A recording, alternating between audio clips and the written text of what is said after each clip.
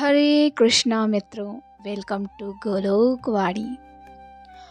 आपके मन में यह विचार अवश्य आता होगा कि जब हम प्रथम बार गोलोक धाम में प्रवेश करते हैं तो हमें भगवान कृष्ण के कैसे दर्शन प्राप्त होते हैं और हमें कैसा महसूस होता है। तो आज का ये वीडियो उसी से संबंधित है।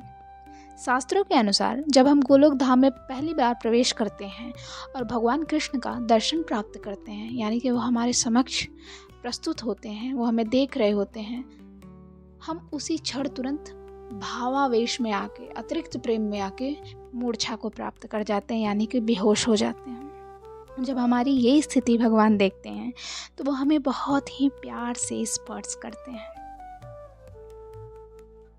उनके स्पर्श को प्राप्त करके उनके स्पर्श की माधुरी इतनी ज़्यादा ही प्रेम युक्त होती है कि भक्त तुरंत फिर से मूर्छा को प्राप्त कर जाता है, और वो फिर से जब होश में आता है तो वो फिर से उस स्पर्श को प्राप्त करना चाहता है और फिर से मूर्छा में चला जाता है। जब भगवान अपने भक्त की यह स्थिति देखते हैं तो उसके बाद वह उसके और समीप आते हैं।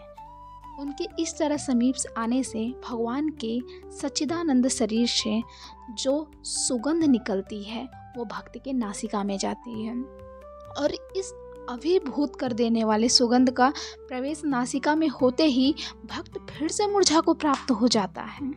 और जब वो फिर से मूर्छा को प्राप्त हो जाता है तो भगवान कृष्ण उसे उसके नाम से पुकारते हैं, और जब वह इतनी सुंदर मधुर आवाज़ सुनता है तो वो फिर से भावावेश में आ जाता है और फिर से मूर्छा को प्राप्त हो जाता है।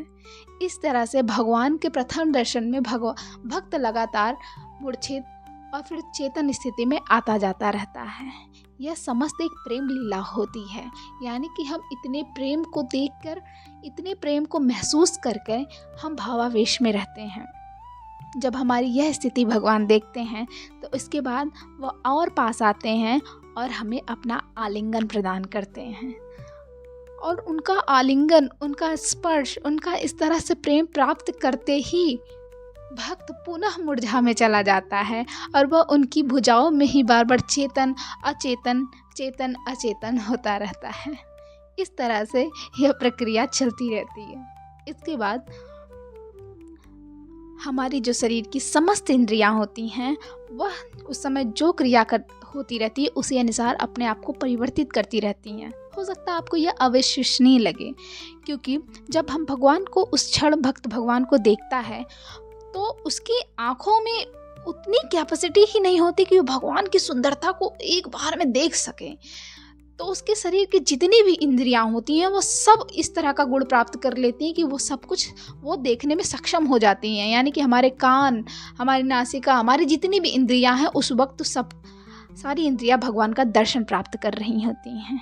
अब आप सोचते होंगे कि यह कैसे संभव है कि कान जो है आँख बन जाए, नाक आँख बन जाए और सारी इंद्रियां आँख बन जाए। यह संभव है, लेकिन स्पिरिचुअल बॉडी में, यानी हमारे आध्यात्मिक शरीर में, इस भौतिक शरीर में नहीं।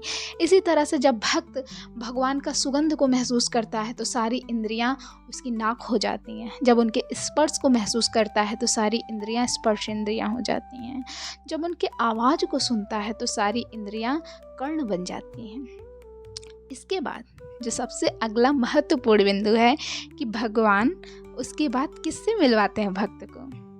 भगवान उसके बाद श्रीमती राधिका रानी से मिलवाते हैं, और जब भक्त राधिका रानी को देखता है तो उसकी फिर से वही स्थिति होती है, वो फिर से मूर्छा को प्राप्त कर जाता है। फिर से राधिका रानी उसे समीप आती हैं, उसे बहुत प्रेम से पुकारती हैं। उनकी आवाज़ को, उनकी मीठी सी सुंदर सी आवाज़ को सुन के भक्त फिर से मूर्छित हो जाता है। फिर वो उसको अपने हाथों से प्रेममयी स्पर्श प्रदान करती हैं और वो फिर से जगता है, फिर से मूर्छा को प्राप्त कर जाता है, और इसी तरह से उनके चरणों का स्पर्श प्राप्त करता है, और इस तरह से भक्त लगातार मूर्छित अमूर्छित होता ही रहता है। इसके बाद राधा कृष्ण उस भक्त को उनके गुरुदेव से मिलवाते हैं, यानी कि आपके संप्रदाय के जो भी गुरु होंगे आप उनको वहाँ देख पाने में सक्षम होंगे। वो वहाँ जिस भी रूप में होंगे और वो भी आपसे आकर मिलते हैं और आपकी बहुत प्रशंसा करते हैं कि आपने बहुत अच्छे तरीके से भक्ति की, जिसकी वजह से आप यहाँ पर आ पाए हो। इसके बाद राधा कृष्ण और गुरुदेव आपको गोलोकवासी अन्य लोगों से मिलवाते हैं, जैसे कि यशोदा मैया नंद महाराज जी से, मधुमंगल से, श्रीदामा से, और आप संपूर्ण गोलोक परिवार का एक हिस्सा बन जाते हो। लेकिन भक्तों, ये जितना सुनने में आसान है उतना पाने में नहीं। इसीलिए बिना एक भी क्षण गंवाए, बिना किसी प्रजल्पा के लगातार अपनी भक्ति में स्थिर बने रहें। हरे कृष्णा।